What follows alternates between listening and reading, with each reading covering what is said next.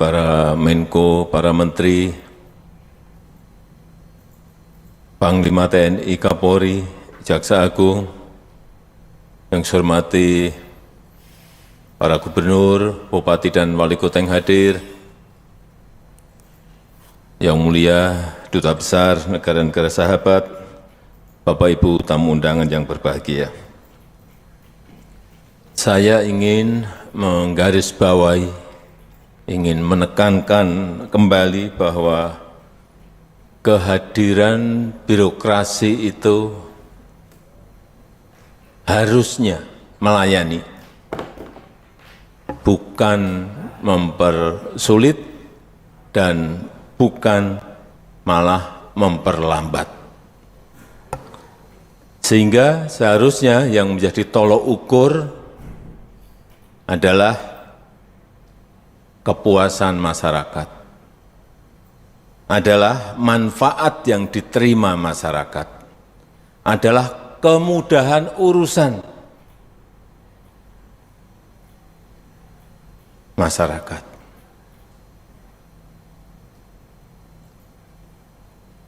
Tapi bagaimana bisa lebih mudah kalau di kementerian, di lembaga, di pemerintah daerah, provinsi, kabupaten, kota, ini ada kurang lebih 27.000 aplikasi, 27.000 platform yang berjalan sendiri-sendiri,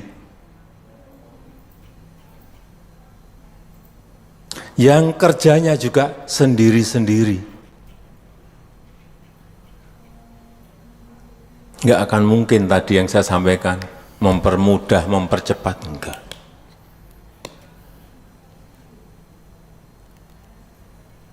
Tidak terintegrasi dan bahkan banyak yang justru tumpang tindih. Oleh sebab itu, perlu saya sampaikan, mulai tahun ini, sudah saya sampaikan di Januari yang lalu, mulai tahun ini berhenti membuat aplikasi baru. Mulai tahun ini berhentilah membuat platform baru. Stop.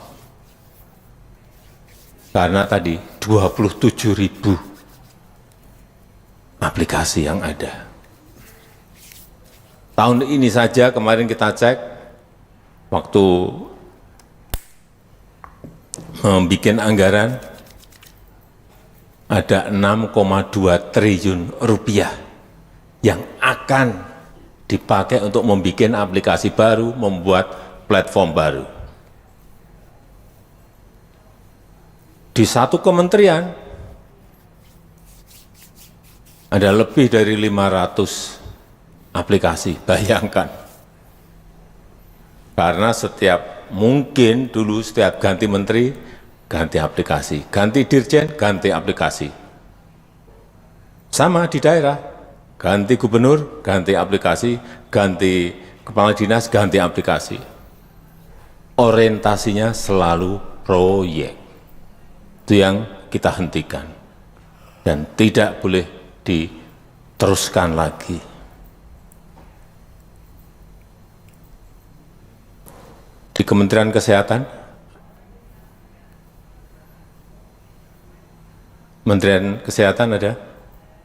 ada berapa aplikasi? 400. Bayangkan, satu kementerian 400. Saya nggak akan tanya yang lain, karena kalau tanya mesti lebih dari itu, banyak yang lebih dari itu. Ada yang lebih dari 5.000. Saya nggak tunjukin di kementerian mana. Saking kreatifnya.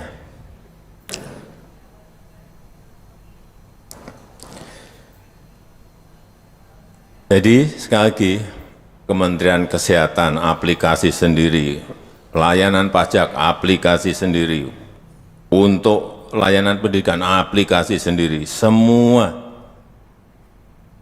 Kalau sudah ada yang baru, apa yang terjadi? Install lagi, isi data lagi, ruwet. Inilah yang kita stop. Dan untuk meningkatkan daya saing Indonesia, tadi sudah disampaikan oleh Menteri Menpan RB, kita harus memperkuat digital public infrastructure kita,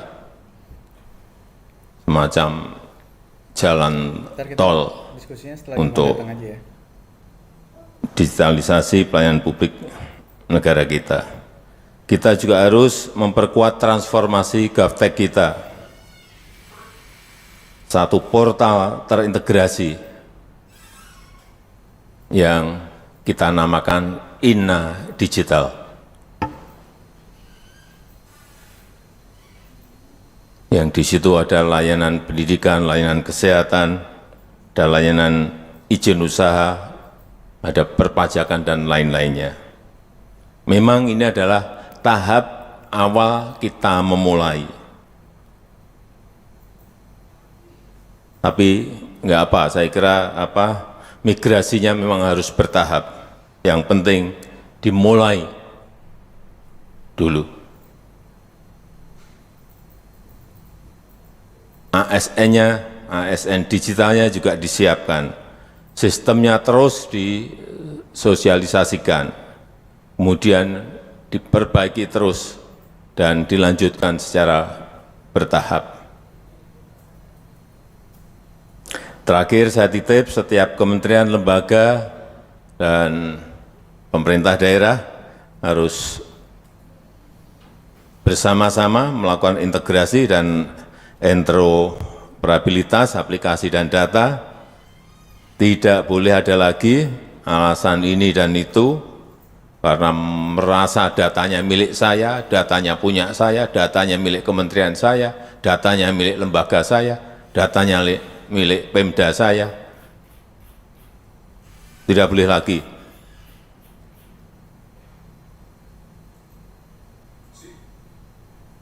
Tidak akan maju kita kalau kita masih egosentris, itu kita pelihara. Jadi sekali lagi, tinggalkan praktek-praktek lama, tinggalkan mindset lama.